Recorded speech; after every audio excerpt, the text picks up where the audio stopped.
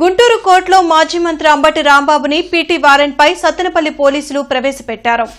2023లో నిర్వహించిన సంక్రాంతి సంబరాల్లో lucky dip పేరుతో అవినీతికి పాల్పడ్డారంటూ మాజీ మంత్రి అంబటి రాంబాబుపై కేసు నమోదైంది. రాజమండ్రి సెంట్రల్ జైల్లో రిమైండ్ ఖైదీగా ఉన్న ఆయనను ఈ కేసులో పీటీ వారెంట్పై సత్తెనపల్లి పోలీసులు గుంటూరు కోర్టులో హాజరుపరిచారు.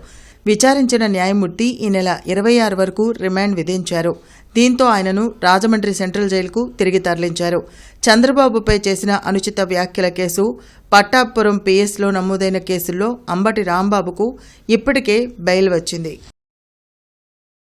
ఈరోజు అంబటి రాంబాబు గారిని రాజమండ్రి సెంట్రల్ జైలు నుంచి crime number 8/23 of Sattenapalli town PS వాళ్ళు నిన్న పీటీ వారెంట్ ఇవ్వమని కోర్టులో అడిగి ఆర్డర్ తీసుకొని వెంటనే వెళ్ళేసి రిమాండ్ మీద తీసుకొచ్చారు. కోర్టు వారు అతనికి 26 వరకు రిమాండ్ ఎక్స్టెండ్ చేస్తూ రిమాండ్ ఇచ్చారు.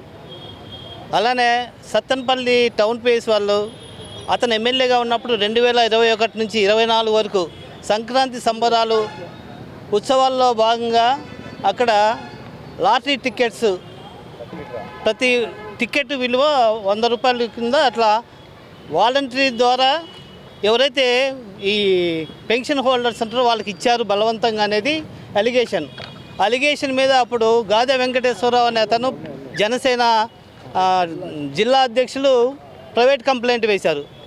ప్రైవేట్ కంప్లైంట్ వేస్తే అది కోర్టు ప్రైమా ఫేసియా తీసుకొని కేసు రిజిస్టర్ చేశారు. దాన్ని 8/23గా సత్తెనపల్లి టౌన్ పిఎస్ వాళ్ళు రిజిస్టర్ చేసి ఇన్వెస్టిగేషన్ చేసి 14 మంది విట్నెస్ని ఎగ్జామ్ చేసి అతని మీద పీటీ వారెంట్ ఫైల్ చేసి ఆర్డర్ తీసుకొని రాజమండ్రి నుంచి ఇక్కడ తీసుకొచ్చి సబ్మిట్ చేశారు.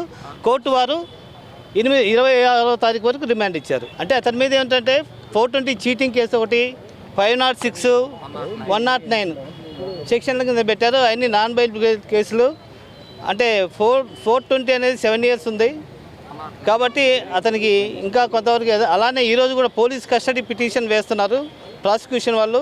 దాని మీద రేపు హీరింగ్ జరుగుతుంది. Maintainability it is not properly maintainable అని చెప్పేసి వాదన చేసి సుదీర్ఘమైన ఆర్గ్యుమెంట్ చెప్పారు. కోర్టు వారు దాన్ని విని వారికి కోర్టు వారు రిమాండ్ ఇచ్చారు 26వ తారీఖు వరకు.